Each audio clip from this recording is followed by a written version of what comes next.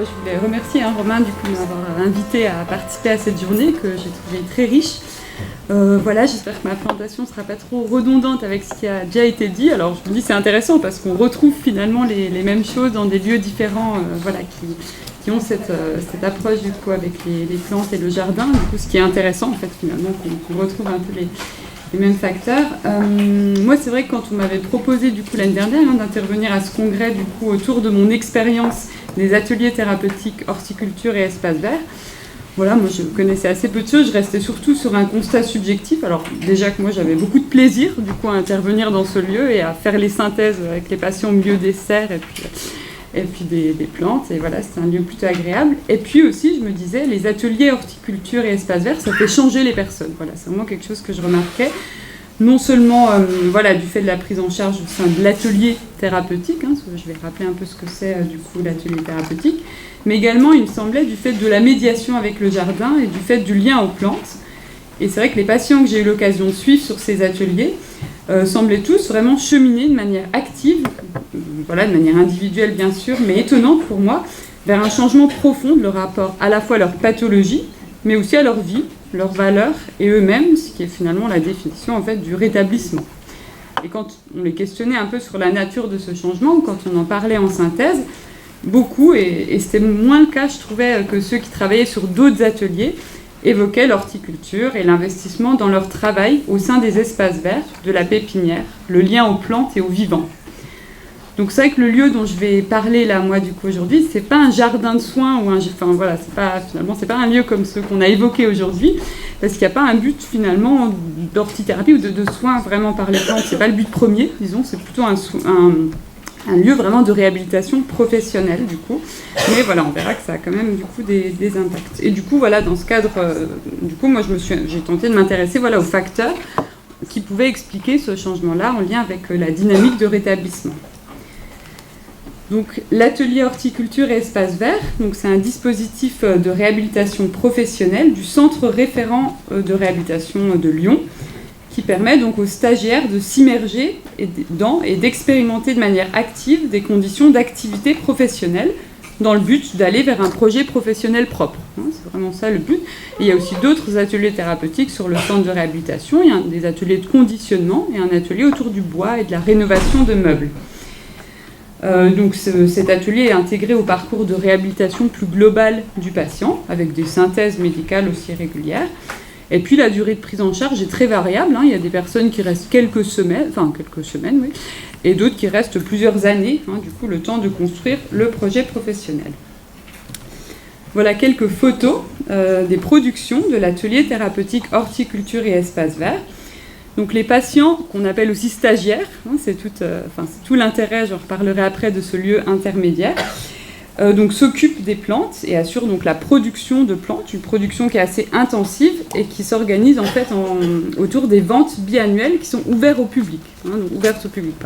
Donc on voit vraiment cette ouverture du coup, donc c'est un atelier qui est dans l'hôpital, mais voilà, il y a cette ouverture.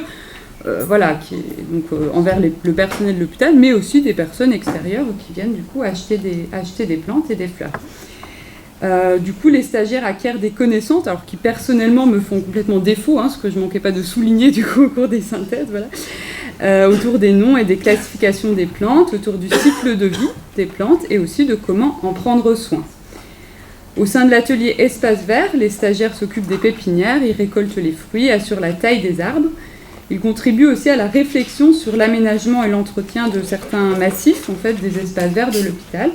Et ils peuvent contribuer, ça avait été le cas du coup l'année dernière, de par leur créativité, au design et à la réalisation de nouveaux massifs. Ils assurent aussi des herbages, et la tonte du gazon et la taille aussi de certains arbres. Donc là, on voit aussi l'activité plus pépinière des arbres fruitiers. Voilà, donc comme je le disais, cet atelier fait partie du centre de réhabilitation psychosociale, donc je ne vais pas détailler tout ça, mais l'idée c'est que c'est un centre qui intègre d'autres outils de soins de réhabilitation comme la psychoéducation et la remédiation cognitive par exemple. Ce que moi je trouvais intéressant de souligner, et c'est intéressant que c'est quelque chose qui est quand même du coup débattu aussi, c'est vraiment un lieu intermédiaire car entre le soin et la cité, donc du coup il y a une vraie logique de métier, donc l'horticulture, j'ai mis horticulture, mais aussi l'entretien des espaces verts, avec voilà, du coup l'idée d'une production quand même, d'un objectif, voilà, d'une adaptation à la demande de la clientèle.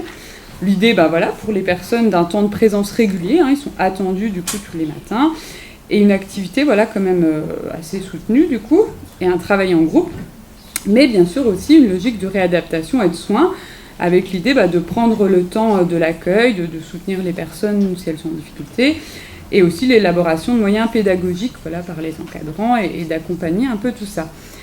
Je disais que c'était débattu parce que voilà, c'est vrai qu'aujourd'hui il y a aussi l'idée beaucoup autour de la réhabilitation professionnelle comme autour de la réhabilitation du coup du logement aussi, du job coaching et de l'idée que les personnes doivent être intégrées tout de suite dans les entreprises. Personnellement, je pense que c'est intéressant d'avoir les deux. Je trouve que ces lieux intermédiaires, ils sont quand même précieux aussi, pas pour toutes les personnes, mais certaines personnes peut-être qui ont besoin d'un peu plus de temps pour pouvoir vraiment combiner, puis on va le voir, un double rôle. Garder encore quand même ce rôle de patient et du coup la protection qu'en découle aussi, du coup, et la logique de soins, et en même temps expérimenter un nouveau rôle, celui de travailleur. Du coup. Voilà. Donc la notion justement d'espace intermédiaire, c'est ça, c'est l'espace qui n'est pas que dans le soin, mais pas non plus que en dehors du soin. Voilà, voilà, je faisais le parallèle aussi avec l'espace transitionnel, parce que du coup, le fait d'avoir ce double rôle, ça permet du jeu en fait. Du coup, c'est voilà. Donc bon, c'est Marcel Sasselas qui était très engagé dans la psychothérapie institutionnelle, du coup, qui disait voilà, le drame de nos sociétés pour les personnes du coup atteintes de troubles psychiques. C'est voilà, qu'il n'y a plus trop d'espace comme ça intermédiaire. Alors, il en existe quand même, je crois que le GEM serait un autre exemple, mais voilà, en tout cas trop peu, en tout cas, et voilà, c'est pour ça qu'à mon sens, c'est des espaces qui sont précieux. Voilà l'idée que c'est effectivement ces espaces permettent voilà, l'accès à la relation, la culture c'est plus pour l'espace transitionnel, et voilà, le fait de recréer, comme je le disais, du jeu. Voilà. Alors j'avais mis un petit exemple clinique du coup, voilà, donc d'un patient qui, pour expliquer un peu cette notion d'espace intermédiaire, personne qui disait j'ai commencé à avoir des impressions bizarres, vous voyez, les gens qui me regardaient tous dans le métro et le monde qui se déformait, puis les gens du quartier ont commencé à se liguer contre moi, alors moi j'ai tout arrêté, je suis restée pendant 1 an et 45 jours chez moi dans ma maison pour tenter de réaliser un film mettant en avant l'avenir socio-économique du monde par le ciel. Bon, c'est un peu déliant. C'est un film très important. J'allais m'acheter des boîtes de conserve pour manger, mais c'est tout. Puis je suis allée à l'hôpital. Je suis venue au centre de réhabilitation après l'hôpital. Du coup, je n'y comprenais pas grand-chose. Je faisais ce qu'on me demandait, les exercices et tout. Je pense la remédiation cognitive. Puis j'ai voulu travailler. Alors on m'a proposé les ateliers thérapeutiques. Et un jour, on a parlé de cinéma avec Marc, mon collègue, qui est schizophrène, lui. C'était drôle d'en parler avec lui. Et on a décidé de réaliser un film sur les animateurs de l'atelier, une sorte d'avatar, parce que moi je m'y connais en film et en animation 3D. Ils méritent bien ça, parce qu'ils sont super les encadrants, et comme ça fera connaître les ateliers autour de nous. Et là, c'est vrai que pour ce patient, voilà, je trouvais ça intéressant, parce qu'on voit à la fois, donc il y a ce jeu autour de la réalité du travail, voilà, il parle de son collègue, donc il a l'expérience d'un nouveau rôle. En même temps, il a pu transformer quelque chose. Son intérêt pour le cinéma, voilà, qui était au départ quand même plutôt délirant, ça servait aussi le retrait sur lui-même, en quelque chose de moteur pour la rencontre. Et il a pu le placer dans l'espace entre lui et l'autre, c'est-à-dire Marc, son collègue. Et en plus, il a pu transformer ça autour d'une créativité, du coup, qui est en plus ici mise au service à la fois des autres patients et de l'institution, quand il dit ça fera connaître du coup les ateliers autour de nous. Voilà, donc c'était cette idée. Du coup, il y a le soin, donc l'hôpital ou les hôpitaux de jour, voilà, où l'objet c'est vraiment la personne malade, la cité, où l'objet c'est la personne. Et puis voilà, donc l'idée d'un espace intermédiaire. Voilà, alors l'idée de l'atelier horticulture, c'est que le lien aux plantes, voilà, c'est aussi une activité qui fait sens, dont ils peuvent parler autour d'eux, du coup, qui fait sens dans la société. Il y a le contact avec le public, du coup. Et puis, voilà, plus le côté de l'espace transitionnel, avec la transformation quand même du coup des affects, la créativité, et ça on en reparlera aussi, et bien sûr le côté de la médiation aussi, qui facilite la relation et la parole. Voilà, donc j'ai voulu m'intéresser un petit peu aux différents processus qui sont mis en jeu en lien avec la dynamique de rétablissement au sein de ces ateliers. Donc voilà, il y a des petites choses qui ont déjà été évoquées, mais voilà, comme je le disais, je trouve ça intéressant de voir... Voilà, que c'est des choses qu'on retrouve aussi. Donc la question du rétablissement, on l'a déjà dit. Donc moi aussi, j'avais cité la définition des usagers de notre service, dont d'ailleurs plusieurs personnes faisaient partie de l'atelier horticulture, donc ont participé à la rédaction du coup de ce livret. C'est vrai que c'est une définition qui met en avant, déjà que je trouve belle, du coup, et qui met en avant voilà, la liberté, le sens aussi, dont on va parler, et la question de la place dans la société aussi et de l'espoir. Voilà, donc les différentes dimensions du rétablissement. Voilà, donc on va voir un petit peu sur l'atelier horticulture et espace vert, justement, donc comment ces différentes dimensions sont mises en jeu. D'abord, sur un plan clinique, voilà, donc c'est un peu ce que tu disais, c'est juste qu'on observe aussi, du coup, le contact avec le végétal a vraiment un effet direct. Certaines personnes du centre de réhabilitation sont encore symptomatiques, même si elles sont plutôt stabilisées, du coup, sur un plan clinique. Et pour ces personnes-là, il y avait vraiment souvent un vrai effet sur les symptômes productifs résiduels, du coup, sachant que la plupart des personnes qu'on accueille, du coup, sont suivies pour un trouble du spectre psychotique, souvent schizophrénique, du coup. Donc il y a l'idée du cadre sécurisant, l'activité qui est organisée, du coup, qui demande une concentration, une précision, et puis quand même une part de répétitivité. Donc tout ça, c'est un effet bénéfique aussi sur les angoisses psychotiques, et aussi sur l'hyperréflexivité, donc le fait de toujours penser, de se questionner finalement un peu sur tout. Voilà, et puis il y a l'idée que du coup il y a vraiment besoin d'une pensée focalisée sur la tâche. Donc sur certains, voilà, on note aussi un effet positif sur les symptômes dépressifs, voilà, l'idée un peu de pouvoir aussi observer le fruit de son travail sur la matière vivante, contribue aussi à une reprise de confiance en soi. Et puis aussi sur les symptômes négatifs, et là c'est intéressant parce que c'est quand même un enjeu pronostic, du coup les symptômes négatifs, souvent on n'arrive pas très bien à les traiter du coup par les traitements justement, les médicaments, et donc du coup il y a vraiment cette idée que l'activité, ça permet, sur l'atelier, ça permet une remobilisation, et le fait de se placer dans une dynamique d'action à la fois sur un plan moteur, mais aussi cognitif. Voilà, donc on peut aussi des dires de patients, donc ça me fait du bien, mes idées ne partent plus dans tous les sens, du coup, et quand je m'occupe des plantes, je ne m'occupe pas de mes voix, je crois qu'elles sont moins là du coup. Ça me permet de ne plus penser, c'est ça ma maladie à moi, c'est de trop penser. On trouve l'hyperréflexivité du coup. Voilà, donc j'ai mis cette image, je trouve ça pas mal, du coup, sur l'organisation un peu des choses. Voilà. Alors, après la question de la temporalité, alors ça c'est quelque chose que je trouvais intéressant aussi. Moi j'avais noté, alors c'est des observations subjectives, mais la temporalité elle peut être mobilisée un peu à deux niveaux du coup.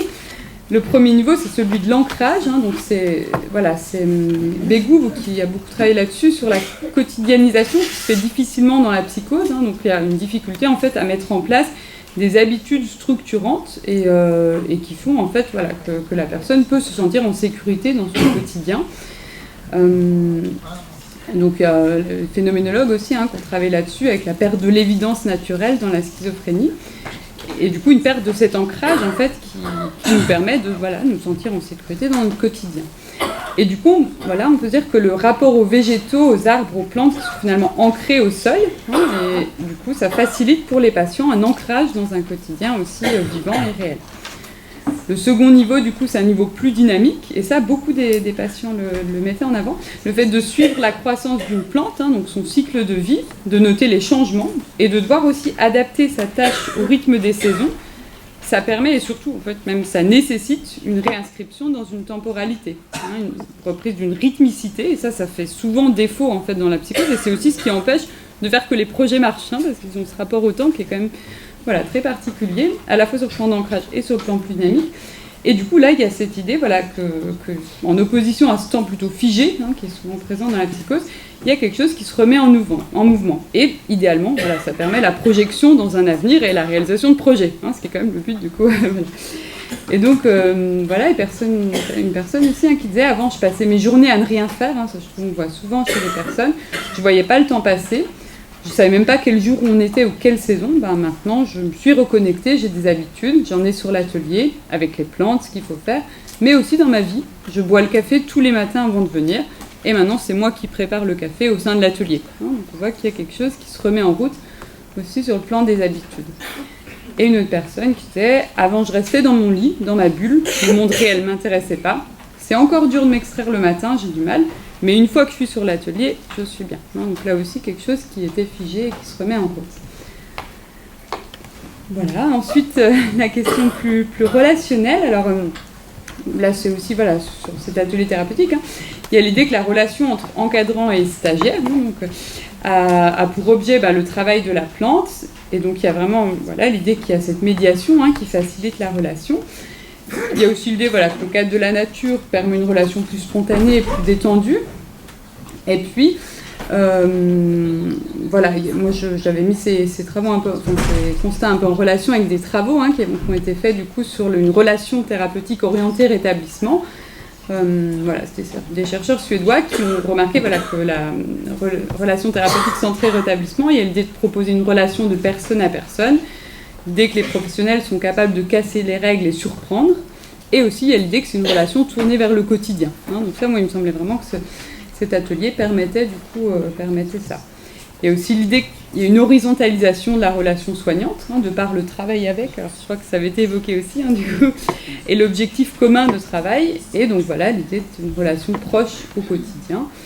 Et voilà, donc un patient qui était, par exemple, quand j'étais hospitalisée en service pour adolescents, quand je suis tombée malade, je ne savais pas qu'on pouvait faire tout ça dans l'hôpital. À l'époque, j'étais pas d'accord pour venir. Aujourd'hui, je suis content du boulot que je fais avec, on retrouve à faire avec les encadrants. Voilà. Ensuite, une dimension plus psychologique. Alors, voilà, il semble vraiment que le végétal, donc, la plante permet du coup un peu de réinvestir l'accordage et le prendre soin. Bon, ça a été évoqué aussi, effectivement. Voilà, l'idée d'être à l'écoute des besoins de la plante, d'en prendre soin. Voilà, permet également, et ça me retrouve, enfin, c'est aussi la définition du rétablissement, l'idée de porter un regard différent sur ses fragilités et ses limites, du coup. Voilà, l'idée d'être à nous à l'écoute de ses propres besoins et du coup de son corps et aussi de l'environnement. Donc voilà, une patiente qui disait, les plantes ça apprend la patience, il faut les laisser pousser. J'ai appris à me laisser le temps, du coup, à prendre patience. J'ai toujours tendance à me mettre trop la pression, je m'en demande trop et puis je craque. Là j'ai appris à me dire, ok, je fais une pause. Et puis mon projet pro, je me laisse le temps, j'ai le souci de ne pas rechuter. Ça, c'était une personne qui avait un poste assez à responsabilité. Et je me souviens, la première, au bout d'un mois peut-être sur l'atelier, elle voulait absolument tout de suite retourner dans mon travail, elle pouvait quitter l'atelier. Et finalement, voilà, on a pu prendre le temps avec elle et elle a pu se rendre compte aussi de tout ça. Et je crois que c'était la même personne, effectivement, qui donnait, je trouvais que c'était une belle définition de l'accordage, en fait. J'ai appris à trouver mon rythme, à pouvoir accepter que parfois j'étais plus rapide, parfois plus lente que les autres. Avant, je voulais toujours tout faire comme les autres. Elle décrit vraiment que c'est des moments où elle n'était plus du tout à l'écoute d'elle-même. Voilà, donc je me suis trouvée moi-même et aujourd'hui, j'accepte aussi mes limites. Donc ça, voilà, il me semblait qu'autour du rétablissement, c'était vraiment quelque chose voilà, qui faisait sens par rapport à ça. Voilà, ensuite, il y a la question de la créativité, donc la dimension voilà, du coup créative. Alors effectivement, il y a cette idée que les personnes créent aussi des massifs floraux, comme je disais. Donc là, c'est une personne qui disait... On a fait une création de massif floral, le groupe a voté, c'est le mien qui a été retenu. J'étais content car avant j'inventais des trucs dans mon coin, donc personne ne comprenait. Ça me demande toujours un effort de venir, mais voilà, quand je suis ici, je suis bien. Donc là, cette idée aussi de partager quelque chose que cette personne a pu créer. Tout ça, puis ça découle un peu de ça, permet aussi une revalorisation narcissique. Alors ça, nous sur le centre de réhabilitation, on fait des échelles aussi, donc à l'échelle de l'estime de soi. C'est vrai que c'est des échelles, pour tous les patients que moi j'ai suivis sur l'atelier horticulture, il y avait systématiquement une augmentation de score à l'échelle d'estime de soi. Et du coup, il y a vraiment l'idée aussi de redévelopper un sentiment de compétence et d'augmentation du sentiment d'efficacité personnelle. Tout ça, ça permet aussi, voilà, le changement de rôle aussi, de regard sur soi, ne plus se voir que comme quelqu'un de malade. Et puis, effectivement, ça s'est permis aussi par cette ouverture vers le public, donc par ces ventes, qui ont lieu 2 fois par an. Et donc là, une personne qui disait, lors des ventes, j'ai éprouvé une fierté à aller vers les personnes acheteuses. Elles me demandaient des conseils, je pouvais être utile, les aider. J'étais fière de mon travail et ça fait du bien d'être fière de quelque chose. Alors effectivement, tu parlais du préjugé, ça me fait rebondir, parce que du coup j'ai noté une anecdote, du préjugé d'irresponsabilité des personnes. Donc là, il y a vraiment cette idée, il y a l'idée lors de ces ventes qu'elles peuvent être utiles et puis prendre des responsabilités aussi. Il y a parfois quand même encore des contraintes administratives, parce que sur l'hôpital du Vinatier, il y a du coup une caisse qui se tient lors de ces ventes. Et c'est vrai que cette caisse, voilà, nous on avait souhaité que les patients puissent la tenir, parce que c'est vraiment eux qui vont à la rencontre du public. Voilà, en plus, le cadre de santé, moi-même, on ne connaît pas forcément, je ne connais pas du tout les plantes, je ne saurais pas expliquer du coup ce qui s'y fait réellement. Mais voilà, sur un plan administratif, tout ce qui est financier, ça n'avait pas été possible du coup que ce soit géré par les patients. Donc nous, on avait trouvé ça très paradoxal parce que c'est quand même l'idée de leur faire confiance et qu'ils peuvent aussi aller vers un métier, un projet professionnel. Et voilà, donc il y a quand même encore des petits progrès à faire de ce côté-là. Mais voilà. Voilà. Donc la dimension qui est très importante aussi en réhabilitation, donc c'est la dimension fonctionnelle, du coup. Donc tout d'abord, l'action de la remobilisation au quotidien, donc je parlais des symptômes négatifs, là c'est vraiment cette idée déjà d'être stimulé, d'être dans une activité, d'être quand même en situation de prise de décision. Et là c'est vrai que sur l'atelier horticulture, plus que dans d'autres ateliers qui sont plus répétitifs comme du conditionnement, et souvent dans les ESAT, c'est le conditionnement qui est proposé, c'est souvent des supports très répétitifs. Dans cet atelier-là spécifiquement, souvent les personnes doivent décider en fait. Est-ce qu'il faut arroser ce jour-là ou non? Est-ce que cette plante est prête à être rempotée ou pas? Est-ce qu'on peut planter 2 plantes ou pas à cet endroit dans ce pot?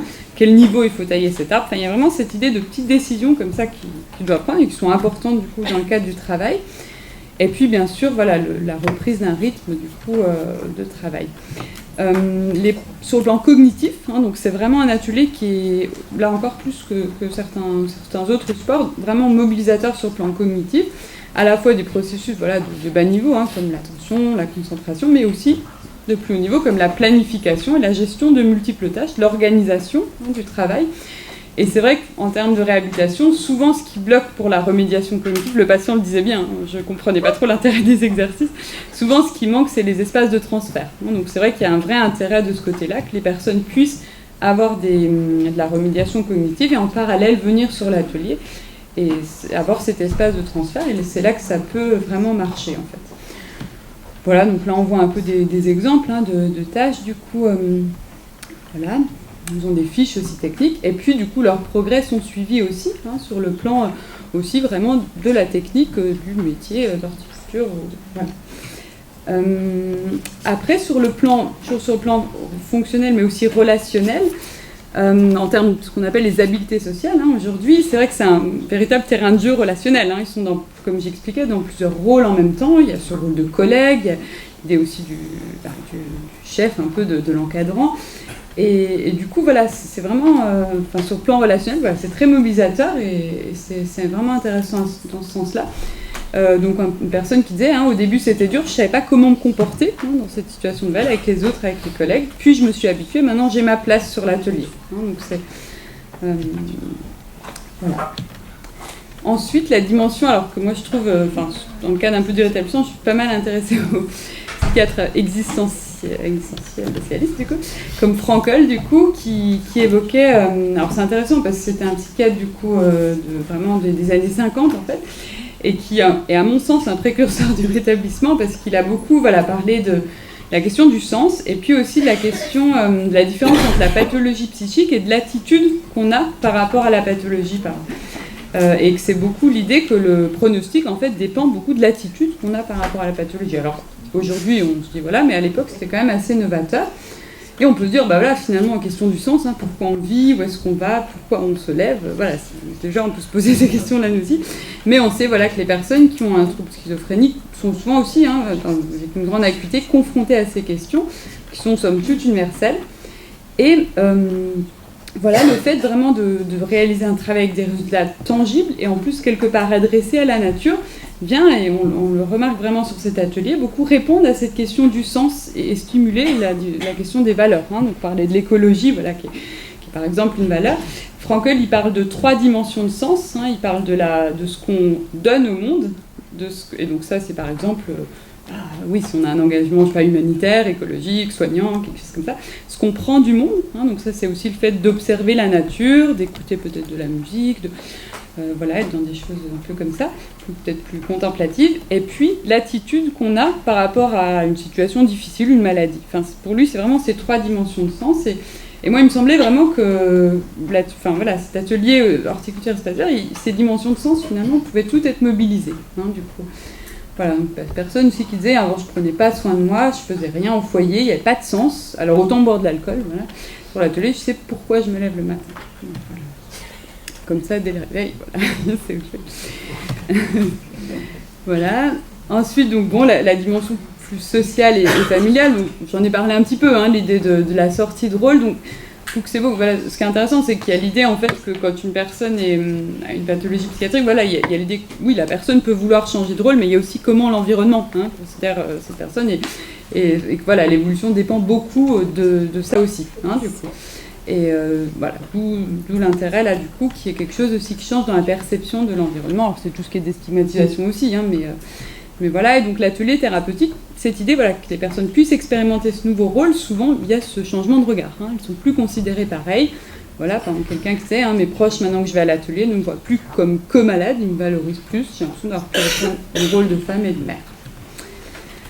Voilà, et puis quand même l'idée de la construction du fameux projet professionnel, voilà, c'est quand même le but. Donc, ce qui est intéressant, c'est que sur cet atelier, moi j'ai souvent eu le cas, alors les ateliers thérapeutiques, le but c'est pas forcément qu'ils deviennent horticulteurs ou enfin travailler dans l'espace vert, c'est vraiment, voilà, on leur propose cet essai-là, le but c'est plutôt de expérimenter en fait, comme je disais, ce nouveau rôle. Et après, l'idée, c'est de les accompagner vers un projet qui peut être de la cuisine, qui peut être une reprise d'études, qui peut être vraiment un projet adapté à chaque personne, et surtout en fonction du désir, bien sûr, de la personne. Mais c'est vrai que sur cet atelier spécifiquement, on a eu quand même vraiment le cas de plusieurs personnes qui ont eu envie de faire après de l'horticulture, et qui ont vraiment découvert ça. Il y en a d'autres qui l'ont fait aussi plus comme loisir, hein, parce que parfois l'atelier thérapeutique, ça peut aussi être remarqué que le travail c'est peut-être trop difficile, hein, et plus accompagné vers des loisirs, parfois vers des gemmes aussi, hein, du coup c'est l'occasion d'autres lieux d'inclusion dans la cité. Et voilà, donc ce qui est intéressant aussi, c'est qu'il y a un partenariat avec les Serres de Bron et le Parc de la Tête d'Or, hein, donc ça permet du coup de proposer aux personnes de faire des stages en milieu ordinaire, du coup pour aussi vérifier si ça peut leur convenir comme projet. Voilà, donc peut-être une dernière petite citation de personne du coup, donc personne qui disait maintenant que je suis sur Messidor, je suis content, je suis fière de moi. J'ai l'espoir d'aller, donc Messidor c'est un ESAT de transition, hein, du coup. Donc voilà, j'ai l'espoir d'aller après en milieu ordinaire, mais on verra chaque chose en son temps. Je suis contente d'être passée par l'atelier, j'ai beaucoup changé, j'arrivais pas à prendre soin de moi, mais je prenais des trucs, c'était nécessaire ce temps, ça m'a permis de préparer mon projet et qui marche, ce qui est le but. Voilà, donc en conclusion, moi j'ai trouvé vraiment que c'est un espace qui permet de soutenir de manière active le processus du rétablissement, et je pense que c'est quelque chose qui est... Enfin, il y a l'idée du projet pro, mais à mon sens presque surtout cette dimension-là en fait, qu'il y a vraiment un changement qui se fait à l'intérieur des personnes, et voilà, en termes, comme je disais, de valeurs, de sens, de tout ça. Et puis que c'est un formidable espace de rencontre et d'inclusion sociale. Voilà. Je vous remercie.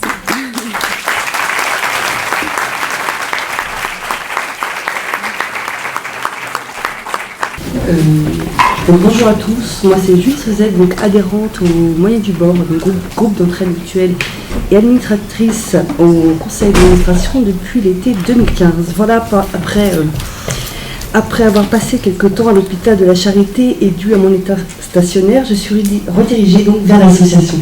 Merci. Merci. Depuis 2012, donc depuis fin 2012, il y est parvenu et j'y suis restée, les Moyens du Bord. J'aborde de plein pied et tente de faire une place dans l'association. Et c'est ici que je m'arrête pour vous parler plus précisément de ce qui me rapporte à l'essentiel aujourd'hui, les Moyens du Bord côté jardin. Donc l'association arbore, je sais pas le terme, arbore donc, et cela, dès mon arrivée, une double parcelle, secteur Bel Air 2, de côte à côte, c'est un jardin mutualisé, collectif, familial.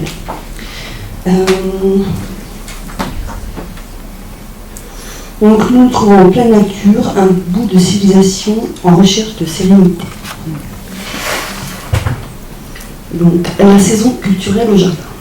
Dès la première année, été 2013, je monte sur la colline de Montaut afin de découvrir le jardin collectif et familial de l'association. Il me faut pour cela, et dans l'objectif d'y venir plus souvent, un brin de curiosité et une bonne dose de courage. Après avoir pris le bus, le chemin pour y arriver se termine après une consigne d'une jolie côte. Ça grimpe dur.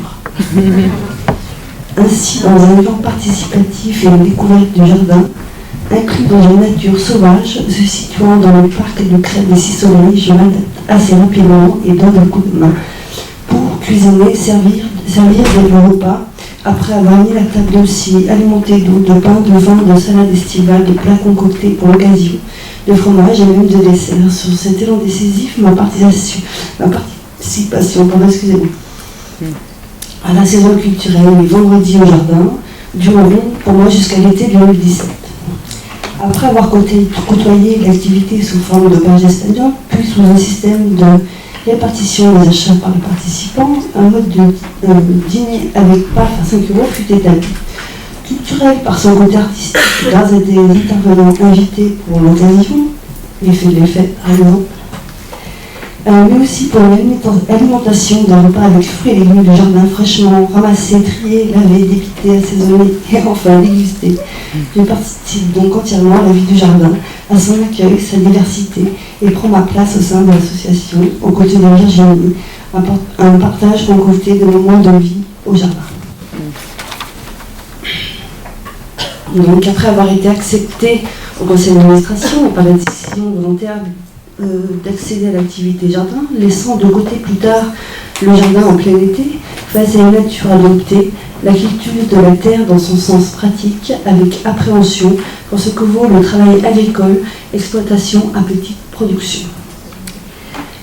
Le jardin des Moyens du Port appartient ainsi un peu aux adhérents de l'association. La location peu exonérante.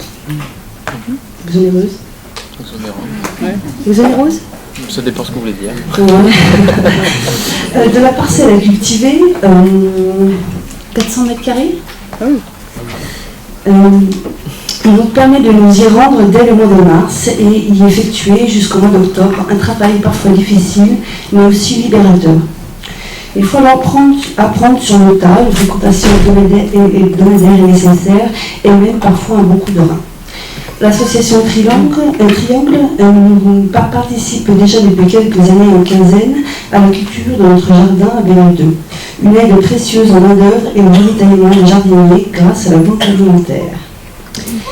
La traditionnelle rentrée du fumier se fait généralement sur une demi-journée, en fonction bien sûr du nombre de participants. Les hommes sont conviés naturellement. Après avoir léché, il faut aussi semer, réalisation de tranchées, arroser, repiquer, couvrir et chaque année alimenter le jardin en plantant des pieds déjà montés, tomates, poivrons, et ainsi réaliser ce que l'on appelle des semences grâce à l'acquisition d'une serre, qui d'ailleurs nous a donné du fil à retordre lorsqu'il a fallu la monter. Ainsi, je découvrais l'aspect du jardin, de son travail qui est au labeur la récompense de sa récolte. Pour les plus assidus et après une consommation sur place, nous pouvons apporter quelques légumes pour une alimentation personnelle. Je vais vous mettre un petit extrait vidéo qui a été tourné par l'association de notre jardin.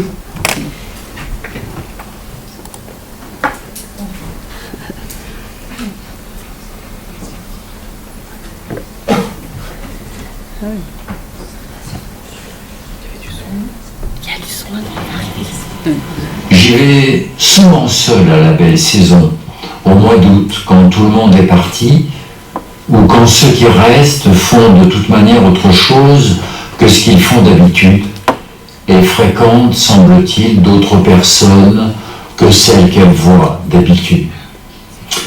Cela fait plusieurs étés que je reste à Saint-Étienne, sauf quelques jours. Ma sortie, c'est le parc de Montaut, et le jardin des Moyens du Bord. Je n'y fais pas grand-chose. J'y suis plus porté sur la réflexion que sur l'action.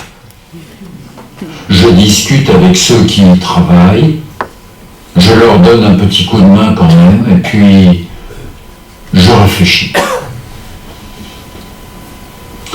Je parcours les allées, je regarde les plates-bandes. Je semble me persuader que les plantes y sont toujours à la même place. Je surveille leur croissance en vue d'une cueillette. Je vois l'avancement des travaux. Je pense à autre chose. Et je me sens devenir vieux. Le jardin, c'est idéal pour vieillir sans plus en faire trop. Pour être là pour la galerie, sans trop se montrer, pour passer le temps. J'y ai relu les lettres au jardin, en dehors des heures de passage, seul, le soir, en lisant à haute voix, mais sans trop pour ne pas alerter le voisin, mais encore, je suis sûr qu'il ne m'aurait rien dit. Cela convient bien au jardin de passer le temps. Il doit s'arrêter pour moi à certains moments comme au mois d'août. Justement où tout le monde s'en va, où le social semble ne plus être là, où il faut absolument partir en vacances, s'en aller. Je suis redevenu vieux au jardin.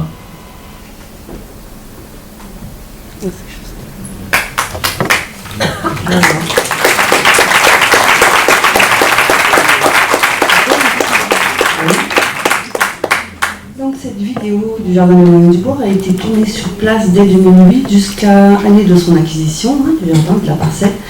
Elle a été montée ensuite par Virginie et Fabrice et Baptiste au Moyen du Bourg. Donc la voix off sur cet extrait, c'est celle de Benoît Maire, qui est vice-président de notre association, mais aussi l'acteur public. Et la dame qui travaille beaucoup, c'est Marie Mathieu, donc ancienne psychologue, secrétaire au conseil d'administration. Et Youssef, bien sûr, pilier de l'association depuis ses débuts, qui avec la triondine, s'occupe du fumier à l'arrière. Voilà. C'est un petit arbre de paix, ce jardin, que je côtoyais, moi je vous l'ai déjà dit, depuis 2013, de la première année. Et nous cultivons encore aujourd'hui cette parcelle, voilà, donc de Bel Air. Et je remercie bien sûr Madame Lebec de m'y avoir convié. Voilà, pour le côté, on va dire, alors, pardon, excusez-moi. Je voudrais vous parler maintenant de la fête des plantes. En parallèle de l'activité jardin au Moyen du Bourg, nous participons à la fête des plantes située au Parc de l'Europe, et cela depuis 3 ou 4 ans chaque année à Saint-Étienne. Privilège pour nous accordé par la possession de notre jardin de Bel Air. Aidés de l'association Triangle, grâce à la participation des différents adhérents de GEM, nous nous organisons pour tenir le stand pendant les 2 jours requis. Dès le matin, sous la tente, il faut planter le décor. Une année, nous réalisons une animation, un site compte, une autre dégustation d'orties. Nous avons toujours quelques flyers à distribuer afin d'agrémenter la discussion et la présentation de notre GEM avec les parents intéressés, histoire de se faire connaître. La fête des plantes dans un état d'esprit où le collectif des Moyens du Bourg trouve sa place au milieu d'autres tentes où sont installées d'autres associations, nous permet au niveau du GEM de participer à la vie de la cité. Au sein d'une dynamique autour du jardin et ce du côté associatif, nous sommes là représentés, citoyens de la ville de Saint-Étienne. Aux adhérents qui ont participé à nos connaissances, qui créent des liens et favorisent l'intégration dans un élément comme celui-là à ne pas manquer. Au milieu des passants, la frontière du monde réel et commun semble invisible. Le jardin, on va dire, peut-être ma vision, entre guillemets, du jardin thérapeutique. Donc les moyens du bord en possession d'un jardin constituent un moyen fondamental qui, dans sa structure, permet à l'activité d'acquérir une cohésion sociale. En effet, les gens de toute horizon s'y rencontrent pour se cultiver autrement, partager un potager. Telle est la devise de l'association. Dans un accès libre à tous et sans caractère obligatoire, monter au jardin est comme un bol d'air. Une vue imprenable ajoute au tableau son caractère sauvage. Le jardin collectif est un lieu où il ne semble pas y avoir de frontières. Nous vivons nos connexions au réel, nos relations à la terre. Le travail au jardin est laborieux, des valeurs d'échange et d'usage, un rapport du psychotique à une autre sorte de hiérarchie appliquée là-haut. On contribue à la vie au jardin. Un rapport authentique régit les journées passées là-bas. Le lien est renforcé. L'existence participative permet aux adhérents de mettre les pieds à terre. Un certain respect s'impose. Le jardin devient un lieu symbolique, un cadre où le travail physique est primordial, un acte de post-psychiatrie, un soin externe, une reconversion, une inclusion. Le jardin thérapeutique semble, à travers la participation des adhérents, leur conférer un statut social, loin des stigmates, un soutien dans sa faculté archaïque au rétablissement. Une collision avec le monde extérieur, à nouveau. Les vertus du jardin permettent de réaliser un travail de fond, une restructuration moteur du patient psychotique. une dimension humaine qui donne la permission d'exister, de revaloriser son état de conscience et sa liberté face au cosmos, son envie de vivre et de continuer. Dans une dynamique participative et collective, le jardin est un lieu d'apaisement. La dureté de la vie et les difficultés rencontrées des patients en période de rétablissement concèdent au jardin sa qualité de soin. Par nature, il devient un acte identitaire dans sa qualité d'appartenance au monde extérieur. Dans une notion de labeur, le jardin est l'outil de soin, l'espoir de guérison possible. On y apprend sur le tas le maniement des outils du jardin, bêches, gants, binettes, sécateurs, serres, mais aussi la mise en culture du jardin. Lieu de rencontre, ce n'est plus seulement un lien de travail, mais aussi un espace de dialogue et connaissance alimente les journées qui s'y déroulent. La confrontation terre à terre des patients fréquentant le jardin permet généralement à terme un relâchement de la violence et de l'animosité. Lors d'un temps où, après un séjour psychiatrique, ils se meuvent à leur propre rétablissement. Par une politique de l'effort par la récompense, dans l'art de cultiver la terre, à la récolte, toute petite production où les participants le jour même, ou plus tard dans la saison, ainsi approvisionnés en quantité respective. Une symbolique est créée. Le collectif devient un cadre où, sur le terrain et dans quelque chose de l'évasion, le jardin est comme une passerelle de la guérison. Et le transfert devient possible grâce à sa structure sauvage, en plein air, vient alors une cohérence de l'individu dans cet environnement, désormais lié aux soins contre toute attente. On peut dès alors parler d'inclusion dans un processus fondamental. Car le jardin est un chantier où la solidarité va de mise avec la diversité et les différences, où le stigmate ne compte plus. Et ainsi, les adhérents devenus jardiniers parmi d'autres sur la colline de Montaut.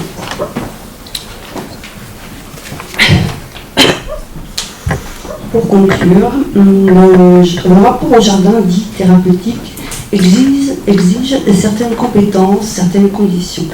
On peut parler de ses vertus de soins quand il y a nécessité de guérison. Comme l'indique le nom groupe d'entraide mutuelle, nous sommes dans un objectif de rétablissement inscrit dans une période dite post-psychiatrique. Le jardin apparaît donc comme un espace de restructuration, d'aide au sevrage de la psychiatrie face à l'animosité et grâce à une valeur de travail, de permettre à l'individu l'intégration au sein du collectif en confrontation de l'extérieur d'irréel.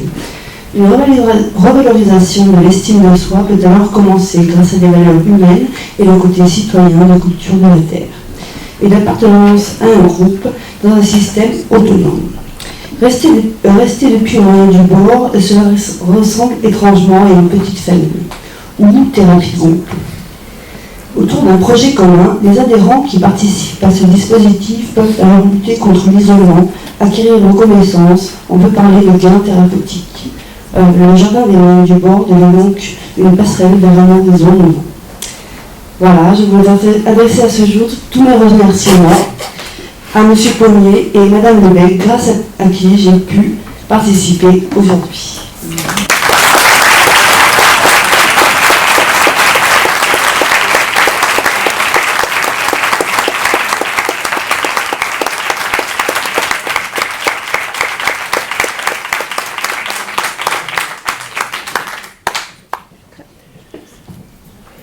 Voilà, merci à vous Julie pour le. Je savais que vous aviez. Enfin, vous avez brillamment terminé la journée, ben, je ne suis pas déçu. Voilà, c'est peut-être le moment de quelques questions. J'ai pas vu vers qui était du coup. Oui, c'est bon, on a bien tenu notre journée. Voilà, s'il reste quelques questions pour pas qu'il y ait de frustration au départ.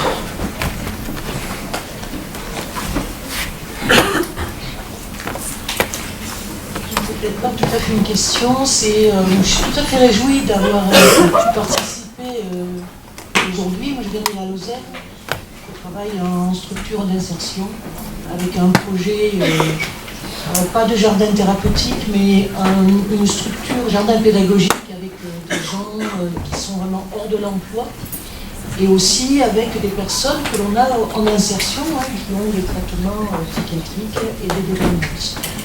Ce qui me réjouit, c'est que tous que ce soit pour les pitchounes qui sont dans les écoles, que ce soit pour ceux qui grandissent, et heureuse aussi que dans les établissements de soins, on arrive maintenant à parler du jardin, de la semence, de la vie, du vivant tel que nous sommes aujourd'hui.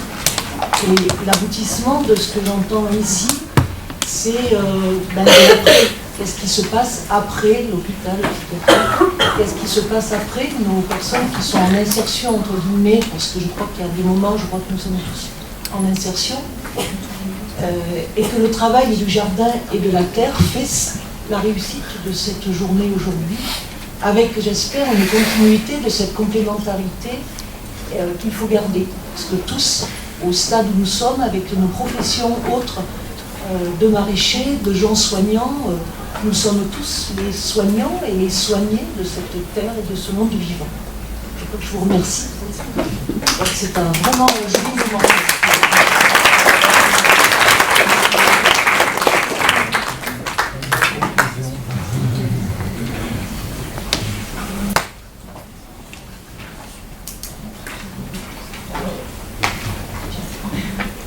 Il me reste à vous souhaiter...